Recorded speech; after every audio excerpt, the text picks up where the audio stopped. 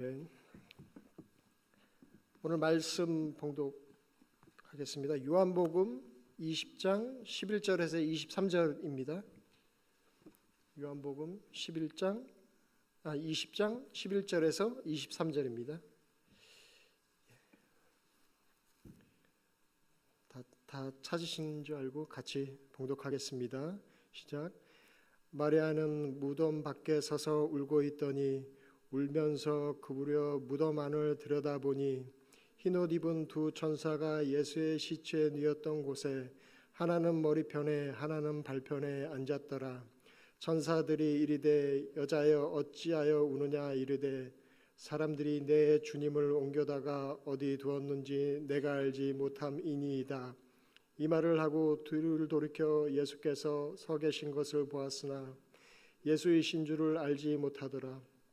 예수께서 이르시되 여자여 어찌하여 울며 누구를 찾느냐 하시니 마리아는 그가 동산지기인 줄 알고 이르되 주여 당신이 옮겼거든 어디 두었는지 내게 이르소서 그리하면 내가 가져가리이다. 예수께서 마리아야 하시거늘 마리아가 돌이켜 히브리 말로 라보니 하니 이는 선생님이라는 말이라. 예수께서 이르시되 나를 붙들지 말라. 내가 아직 아버지께로 올라가지 아니하였노라. 너는 내 형제들에게 가서 이르되 내가 내 아버지 곧 너희 아버지 내 하나님 곧 너희 하나님께로 올라간다 하라 하시니 막달라 마리아가 가서 제자들에게 내가 주를 보았다 하고 또 주께서 자기에게 이렇게 말씀하셨다 이르니라. 이날 곧 안식일 첫날 저녁 때 제자들이 유대인들을 두려워하여 모인 곳에 문들을 닫았더니 예수께서 오사 가운데 서서 이르시되 너희에게 평강이 있을지어다. 이 말씀을 하시고 손과 옆구리를 보이시니 제자들이 주를 보고 기뻐하더라. 예수께서 또 이르시되 너희에게 평강이 있을지어다. 아버지께서 나를 보신 것 같이 나도 너희를 보내노라. 이 말씀을 하시고 그들을 향하여 숨을 내쉬며 이르시되 성령을 받으라. 너희가 누구의 죄든지 사하여 질 것이며 누구의 죄든지 그대로 두면 그대로 있으리라 하시니라. 아멘. 오늘도 새벽 예배를 드리는 승희라 너는 하나님의 보석이다. 변함없이 새벽 예배를 드리는 권사님, 집사님, 성도님 모든 분 하나님의 보석입니다. 이 모든 것이 주님의 은혜입니다. 아멘. 오늘 말씀은 예수 그리스도가 살아나시고 막달라 마리아가 무덤에 가셨을 때 예수님이 안 계신 그런 게 오늘 본문입니다. 그래서 오늘 본문을 보면서 1절부터 잠깐 설명을 좀 드리려고 합니다. 예수님이 십자가를 지고 운명하셨고 아리마대 요셉과 니고데모 예수님의 시체를 가져가서 이제 향품을 놓고 세마포에 잘 염을 하죠. 그래서 이제 아리마대 요셉의 무덤에 장사를 합니다. 그래서 돌아가신 지 예수님이 3일 만에 이제 부활을 하시죠. 이때부터가 이제 오늘의 본문이고요. 그러니까 우리 교회가 주일을 보내는 이유, 그러니까 주일을 이제 섬기는 이유가 안식일 후 첫날이 이날을 기념하기 위해서 이제 주일이 된 거죠. 그래서 예배의 날이 된 겁니다. 그러니까 20장 1절이 이제 안식일 첫날 그날을 기념하는 것이죠. 그러면 예수님이 굳이 이틀도 아니고 4일도 아니고 3일 만에 부활을 하셨을까요?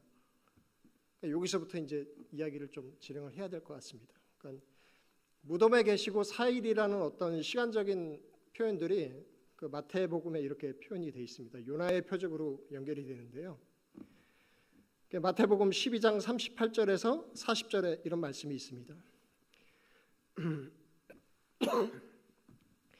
그때 서기관과 바리새인 중 몇 사람이 말하되 하나님이 우리에게 표적 보이시기를 원하나이다.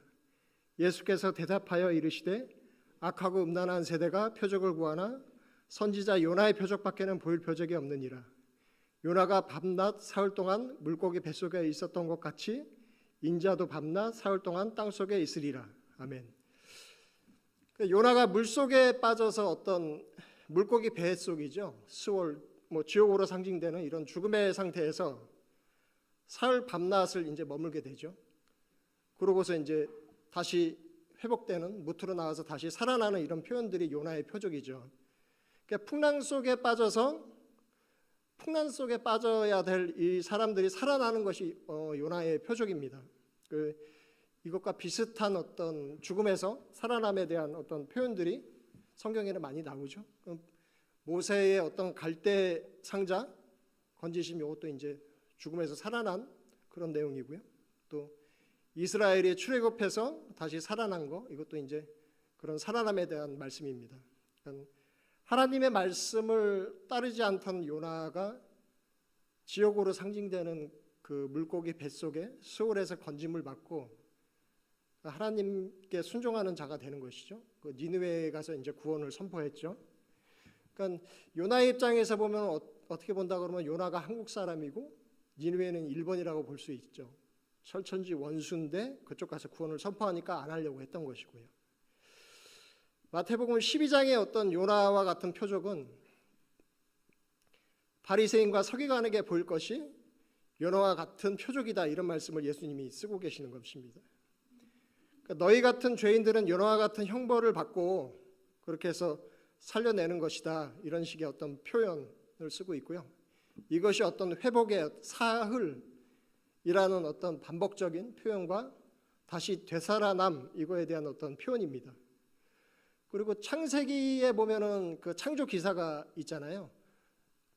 첫째 날, 둘째 날, 셋째 날, 넷째 날, 그리고 여섯째 날, 일곱째 날로 이어지는데 빛, 궁, 땅으로 그 창조가 이제 시작이 되거든요. 첫째 날 빛, 둘째 날 궁창 위에 물과 궁창 아래 물, 둘째 날, 셋째 날 무시 나는다, 땅이 이제 나타난다, 이런 식의 어떤 3일, 이거는 이제 기본적인 그 창조의 구조물을 만드는 거죠. 그러고서 나머지 4일, 5일, 6일은 그 안에 이제 내용물을 넣는 그런 것이 되고, 이제 마지막 일곱째 날에 안식을 하시죠. 이것과 같이 마찬가지로 아무것도 없는 어떤 혼돈의 상태에서 어떤 구조물을 짓는 빛, 궁, 땅, 이게 3일의 창조의 그 틀을 만드는 3일이라는 개념과 같은 얘기입니다. 그러니까 사흘이 하나님 나라를 상징하는 것이고 하나님 나라를 짓는 것이고 그 안에 피조물을 하나님 백성으로 채워넣는다는 그런 뜻이 담겨져 있습니다. 그러니까 창세기의 어떤 첫 하나님의 말씀을 담고 있는 것이 예수 그리스도의 사흘 만에 부활하심의 의미와 같은 내용입니다. 그러니까 창세기에 깨진 하나님 나라를 사람의 죄, 사람이 벌을 받아야 되는데, 그러니까 이 사람의 벌을 받을 사람이 아닌 사람의 대표로 와서 점도 없고 흠도 없는 예수 그리스도가 벌을 받는 거죠. 그래서 하나님 나라가 성취되고 그렇게 해서 예수님이 사흘 만에 부활을 하셔서 하나님의 새하늘과 새 땅을 창조하시는 게 사흘 만에 부활에 담겨져 있는 내용입니다. 그러니까 하나님은 저희한테 어떤 언약을 하시죠. 그 언약을 할 때 동물을 반으로 짜게서 그 안에 이제 맹세를 하죠. 너와 나가 약속을 했고 너는 나의 백성이 되고 나와 관계를 잘 맺으면 복을 받고 생번충, 생육하고 번성하고 땅에 충만할 것이다. 근데 이게 그러고 마는 게 아니라 안 지키면 어떻게 되냐, 이렇게 쪼개진다, 동물처럼. 이런 것이 하나님이 하나님 백성과 맺은 언약입니다. 그러니까 하나님의 복은 주신만이 아니라 안 지켜서 벌을 받는 것까지도 포함을 하는 것이죠. 이것이 하나님의 공의라고 표현을 합니다. 그래서 영원히 죽어야 될 우리가 하나님의 예수님 보내심으로 영원한 생명을 사는 것, 이게 이제 당신이 우리에게 주신 은혜입니다. 하나님의 언약이고요. 그러니까 영원한 하나님의 어떤 우리를 향한 언약이 그렇게 해서 첫째 날, 둘째 날, 셋째 날 회복되는 것, 이게 이제 예수 그리스도의 사흘 만의 부활입니다. 그것과 같은 내용이 또 있는데요. 그 옆에 한번 보실까요? 마태복음 27장 53절에 보면 무덤들이 열리고 자던 성도의 몸이 많이 일어나되 예수의 부활 후에 그들이 무덤에서 나와서 거룩한 성에 들어가 많은 사람에게 보이니라. 아멘. 그러니까 예수님이 죽으심과 부활로 이제 새롭게 하나님의 나라가 창조가 되고, 그래서 죄에 싹신 어떤 사망을 부인하게 된다는 그런 말씀이죠. 그래서 죽음의 죄의 어떤 결과, 그 죄에서 풀려나서 그래서 죽었던 사람들이 이제 성도들이 깨어나는 거죠. 그런 표현이 이제 마태복음 27장에 나와 있습니다. 그러니까 성도의 몸이 죽음에서 해방된다는 그런 뜻을 의미하는 것이죠. 그러니까 우리는 더 이상 어떤 무덤이나 사망에 갇혀 있는 그런 사람이 아니라는 것입니다. 이렇게 부활하신 예수님이 지금 마리아한테 먼저 나오셨죠. 11절에 보시면 마리아가 무덤 밖에 서서 울고 있더니 울면서 구부려 무덤 안을 들여다보니, 울고 있는 이제 마리아한테 예수님이 나타나시죠. 예수님이 어머니이기 때문에 마리아한테 나타나신 게 아니라 그 최초의 어떤 목격자를 마리아로 이제 선택을 한 것은 창세기 1장에 보면은 남자와 여자의 어떤 죄를 지었잖아요. 선악과를 따먹게 한 게 여자였고, 그래서 어떤 죄인의 대표로 상징되는 여자한테 예수님이 나타나신 거죠. 그래서 죄인 너를 내가 살리는 거야의 어떤 메시지를 담고 있는 것입니다. 그러니까 예수님은 제자들에게 죽음과 부활을 반복적으로 계속적으로 이제 복음서에 말씀을 하시는데요. 육적인 어머니인 마리아가 이제 예수님이 없어져서 울고 계신데, 이제 예수님 시체가 없어져서 울고 계신데, 이거는 이제 계속적으로 이제 복음서에서 그 전에 내가 죽으면 반드시 부활하고, 그래서 이것을 믿으라라는 그런 말씀들을 계속했어요. 근데 마리아는 실질적으로 어머니이기 때문에, 아니면 또 옅은 믿음 때문에 믿을 수가 없었던 거죠. 울고 있었던 게. 요한복음 11장 25절 26절은 이런 말씀이 또 있습니다. 예수께서 이르시되 나는 부활이요 생명이니 나를 믿는 자는 죽어도 살겠고 무릇 살아서 나를 믿는 자는 영원히 죽지 아니하리니 이것을 내가 믿느냐. 아멘. 이렇게 말씀을 계속 하셨습니다. 이런 식의 말씀을 하시고 계속 사역을 했던 것이죠. 부활이고 생명이 있고 영생이 있다, 죽지 않고 살 것이다 말씀을 계속했지만 안 믿었던 거예요. 믿을 수가 없던 거죠, 현실적으로. 또 11장, 그러니까 20장 11절에서 12절 보면 천사들이 또 나오잖아요. 예수님이 누우셨던 자리 발 쪽과 머리 쪽에 각각 위치해서 천사가 나옵니다. 그러니까 발과 머리에 구분이 없는 어떤 시신이 없는 그런 자리에 천사들이 서 있는 거죠. 그러니까 몸을 쌌던 세마포와 수건의 어떤 몸의 형태로 쭉 되어 있던 것이 이제 몸이 이제 쑥 빠졌다는 그런 말씀이 되겠는데요. 이거는 이제 그 시신이 누가 가져간 그런 흔적이 없다라는 표현일 수도 있어요. 그리고 이 그 시신을 쌌던 세마포 위에 그 두 천사가 있는 거는 출애굽기 25장에 보면은 이것과 같은 어떤 본문들이 있습니다. 출애굽기 25장 18절에 보면 이런 말씀이 있습니다. 금으로 그룹 둘을 속죄소 두 끝에 쳐서 만들고 한 그룹은 이 끝에 또 한 그룹은 저 끝에 그 속죄소 두 끝에 속죄소와 한 덩어리로 연결할지니. 그러니까 지성소 안에 속죄소가 있고 그 속죄소 어떤 시은자에 대한 그런 표현입니다. 그러니까 법궤를 뚜껑으로 덮고 그 위에 이제 천사 둘이 이렇게 마주 앉아 있는 그런 모습의 어떤 시은자에 해당되는 그런 표현이죠. 이게 이제 예수 그리스도의 어떤 무덤에 그렇게 이제 그대로 표현이 돼 있고 그대로 나타나는 것이죠. 그 위에 어떤 시은자 위에 어떤 피가 뿌려지고 속죄일, 그러니까 죄가 이스라엘에게서 사해진다라는 그런 말씀을 계속 예수님 무덤에서 하고 있는 것입니다. 그러니까 예수 그리스도의 어떤 사망과 부활은 어떤 창세기, 출애굽기, 레위기에 계속 지속적으로 이제 담고 있어요. 어떤 메시지, 의미적인 표현들이. 이거를 이제 좀 보셔야 됩니다. 고민을 하시고 그래야 이제 찾을 수가 있어요. 오늘 본문인 11절에서 16절에 보면 또 이런 내용들이 있죠. 16절 보시면 예수께서 마리아야 하시거늘 마리아가 돌이켜 히브리 말로 라보니 하니 이는 선생님이라는 말이라. 그러니까 예수님의 시신이 없어져서 슬픔에 빠진 어떤 마리아가 이제 슬퍼하죠. 옆에서 이제 예수님이 말을 걸지만 누군지 모르고서 예 선생님 이런 식의 어떤 답변을 했던 거죠.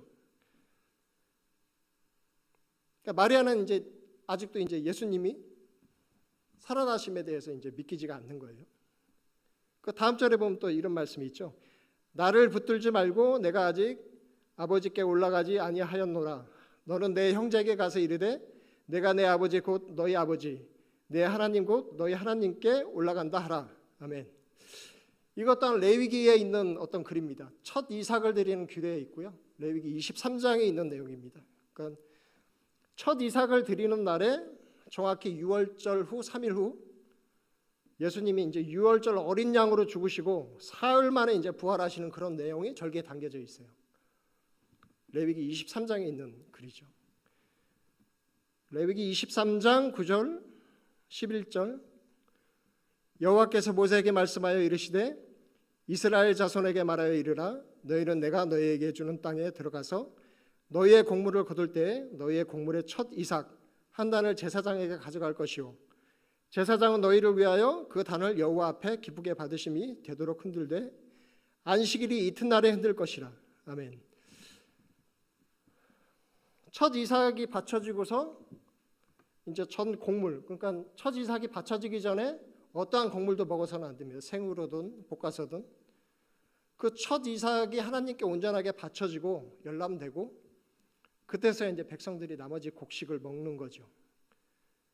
나를 만지지 마라. 이거는 하나님께 내가 연락돼야 되는 첫 이삭이기 때문에 만지지 말라라는 말씀이에요. 그러니까 예수님이 첫 이삭으로 올라가서 아직 승천하지 않으셨기 때문에 하나님이 연락을 하지 못했다. 만지지 마라. 내가 첫 이삭이다. 이제 우리가 이제 나머지 이삭이 되는 것입니다. 우리 또한 하나님께 드려지는 것이고요. 19절에 보면 또 이런 말씀이 있습니다.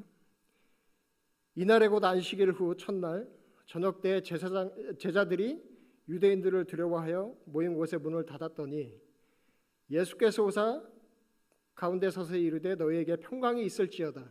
아멘. 부활하신 날 그 예수님은 직접 제자들한테 찾아가시죠. 그래서 그렇지만 제자들은 여전히 두려워하면서 문을 잠그고 있습니다. 부활에 대한 어떤 소식, 제자들한테 이제 두려움을 없애지는 못했던 거죠. 예수님의 어떤 빗장을 걸고 있는 제자들한테 들어가시는 거죠. 그리고 평강이 있을지어다 하십니다. 예수님의 부활과 죽음을 이해 못한 제자들의 모습, 우리의 모습도 여기에 비슷한 부분이 있을 거라고 생각합니다. 그러니까 하나님을 떠난 어떤 인간의 어떤 두려움은 그 제자들의 모습과 같을 것이고요. 하나님이신 예수님이 직접 찾아가서 두려움을 몰아내고 평강의 상태로 만드시는 것이 평강이 있을지어다. 이 구문에 들어있는 내용입니다.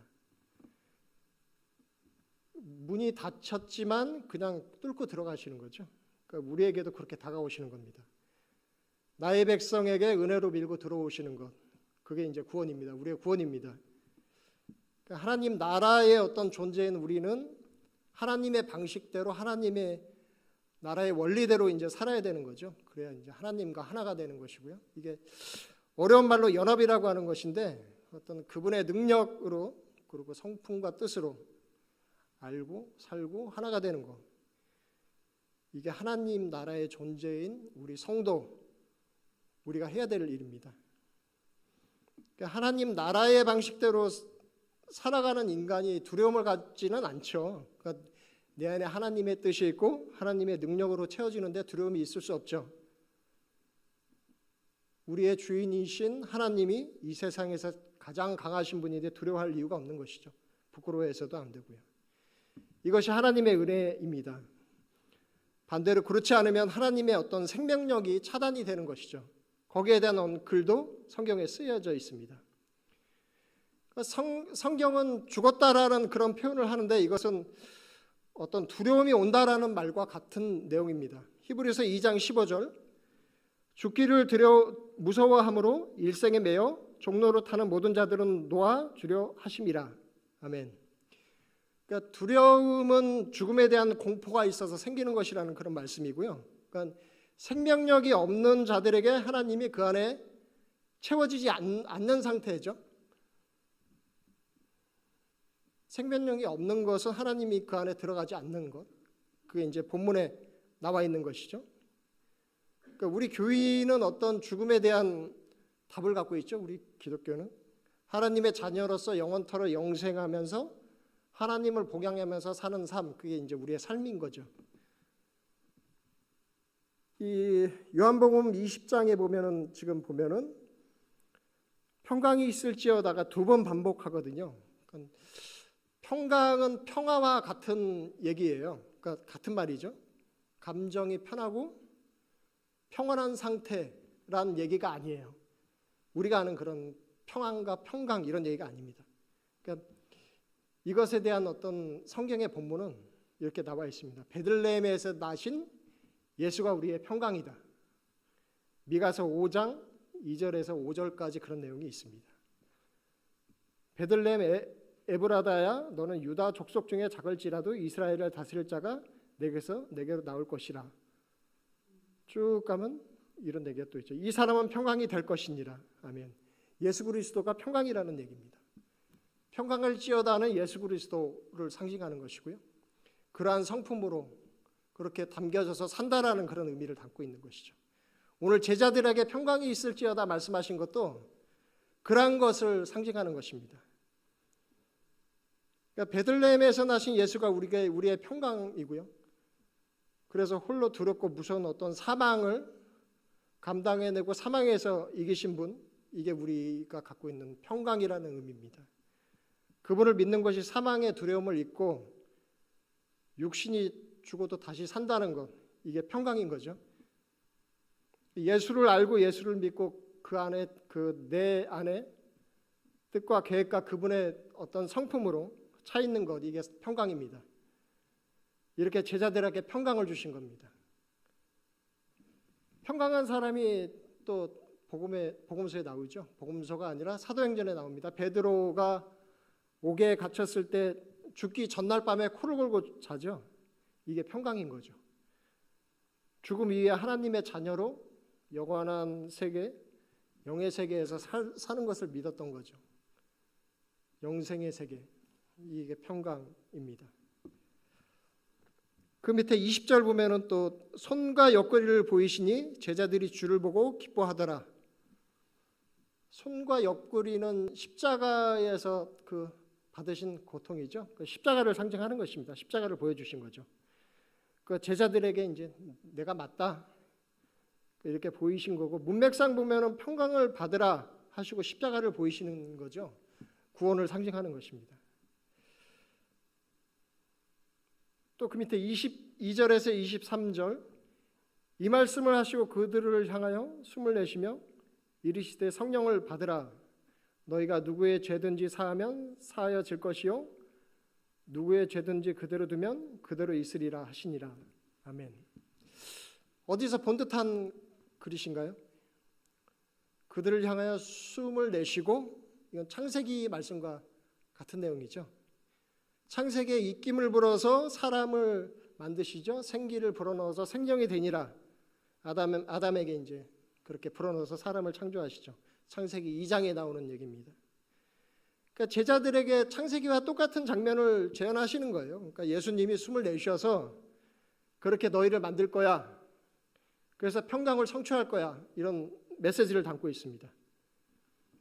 그러니까 성령을 받은 제자들은 내 죄를 사하듯 내 자신 안에서 죄를 먼저 돌아보고 그 다음에 세상에 나가서 복음을 증거하는 것을 나타냅니다. 그러니까 자신들이 어떻게 구원받았으며 어떻게 살고 또 그러한 것을 전하는 것, 우리가 대단한 사람이라서가 아니라 단지 하나님의 은혜로 선택되고 구원된 것을 보여주는 것입니다. 이것이 우리의 평강이고 몸으로 말씀으로 삶으로 우리 또한 살아야 될 것입니다. 빗장을 걸고서 두려움에 떠는 어떤 제자의 모습에서 우리는 벗어나야 되고요. 하나님 백성으로서 어떤 구원의 도구로 쓰여지고 그렇게 예수님이 자기를 부인하면서 하나님 도구로 사용됐듯이 우리도 하나님의 사역에 동참하게 될 것을 믿습니다. 우리 미래는 영생입니다. 하나님의 백성으로서 평강하십시오. 기도드리겠습니다. 아버지 은혜를 감사합니다. 하나님의 아들, 딸로서 은혜의 역사가 우리 안에서 일어나고 그것이 지금 당장의 어려움일지라도 아버지 예수님을 붙들고 살 수 있는 그런 주님의 자녀로 살게 허락하시옵소서. 오늘 주님 허락하신 하루를 살며 감당할 일을 채워주시고 모든 것을 주님께 바칩니다. 예수 그리스도 귀하신 이름으로 기도드립니다. 아멘. 하늘에 계신 우리 아버지, 아버지의 이름을 거룩하게 하시며 아버지의 나라가 오게 하시며 아버지의 뜻이 하늘에서와 같이 땅에서도 이루어지게 하소서. 오늘 우리에게 일용할 양식을 주시고 우리가 우리에게 잘못한 사람을 용서하여 준 것 같이 우리의 죄를 용서하여 주시고 우리를 시험에 빠지지 않게 하시고 악에서 구하소서. 나라와 권능과 영광이 영원히 아버지의 것입니다. 아멘.